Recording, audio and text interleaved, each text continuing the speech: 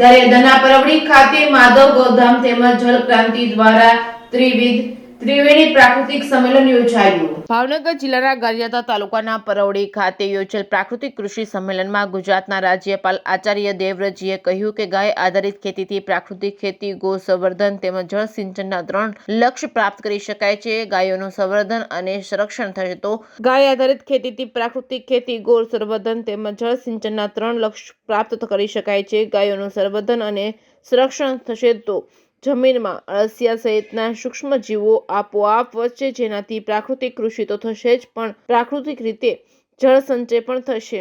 પ્રાકૃતિક ખેતીથી 3 બાબતોમાં સફળતા મળશે। માધવ ગૌધામ ખાતે પરવડી જળ ક્રાંતિ અભિયાન દ્વારા આયોજિત કાર્યક્રમમાં રાજ્યપાલે પ્રાકૃતિક ખેતીનું મહત્વ સમજાવ્યું હતું। 4 દાયકા પહેલા રાસાયણિક ખાતરો નહોતા ત્યારે ડાયાબિટીસ, કેન્સર, હાર્ટ એટેક સહિતના ગંભીર રોગોનું પ્રમાણ પણ ઓછું હતું। તમામ સમસ્યાનો ઉકેલ ગાય આધારિત પ્રાકૃતિક ખેતીથી લાવી શકાય છે અને પ્રાકૃતિક ખેતીના કારણે ઉત્પાદન ઘટે તેવી માન્યતા પણ ખૂબ મોટી છે।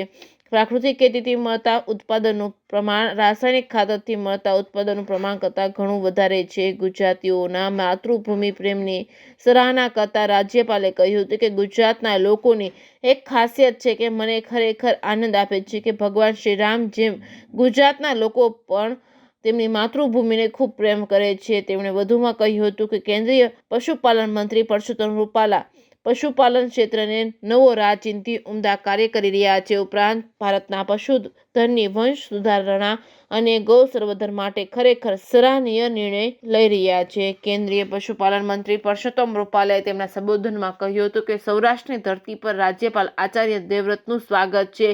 ખેડૂતો સમજે તેવી ભાષામાં પ્રાકૃતિક કૃષિનું મહત્વ રાજ્યપાલે પોતે સમજાવતા હોય તો આ બાબતનું ગુજરાતનું સૌભાગ્ય છે। આજે સમગ્ર વિશ્વ સ્વીકારી રહ્યું છે કે જમીનોને વિષમુક્ત કરવાની જરૂર છે, જેનો એકમાત્ર ઉપાય છે ગાય આધારિત પ્રાકૃતિક ખેતી। વડાપ્રધાન નરેન્દ્ર મોદીના નેતૃત્વમાં સરકાર વિવિધ યોજના અને માર્ગદર્શન આપવા પ્રતિબદ્ધ છે। કાર્યક્રમના આયોજક પ્રવીણભાઈ ખેનીએ સ્વાગત સંબોધન અને રાકેશભાઈ દુધાતે પ્રાસંગિક ઉદ્બોધન કર્યું હતું। Reporting by Ashok Chauhan, Gariadhar. પ્રવીણભાઈ, શું કહેશો? આજે એક ખાસ પ્રકારનો જે કાર્યક્રમ છે, માધવ ગૌધામ જે શુભારંભ થવા જઈ રહ્યો છે, શું કહેશો? હવે આ PM ચેરિટેબલ ટ્રસ્ટ માધવ ગૌધામનું જે અહીંયા અમે કામ કરી રહ્યા છીએ એની અંદર એક તો પહેલા કહું ગૌ માતા માટે તો ગાય છે તો એ જીવન છે, જીવન છે અને પ્રાકૃતિક ખેતી એ પણ એક જીવન છે। તો આના માટે સૌનો સમન્વય એક જ ઉદ્ધાર છે કે ગૌ માતા।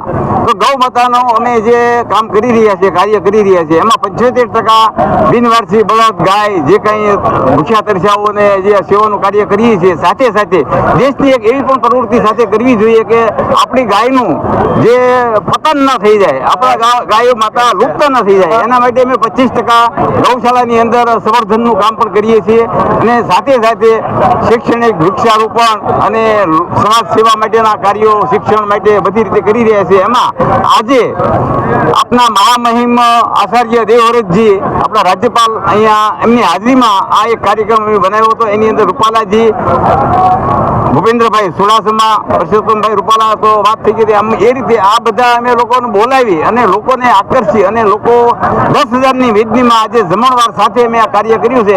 એ માત્ર ને માત્ર લોકોનો જીવન દોરી, લોકોના જીવન સુધરે। આજે હાર્ટ એટેક, કેન્સર, ડાયાબિટીસના આપણે ઘરે ઘરે કેસો થઈ ગયા છે, તો એનું માત્ર ને કારણ છે એ તમે ગણો તો એ આ બધું દવા, જંતુનાશક દવા, જો એ દવા છાંટવાનું બંધ કરીએ અને ગૌ આધારિત પ્રાકૃતિક ખેતી કરતા થઈએ તો આની અંદર ઘણો આપણે ફાયદો થશે।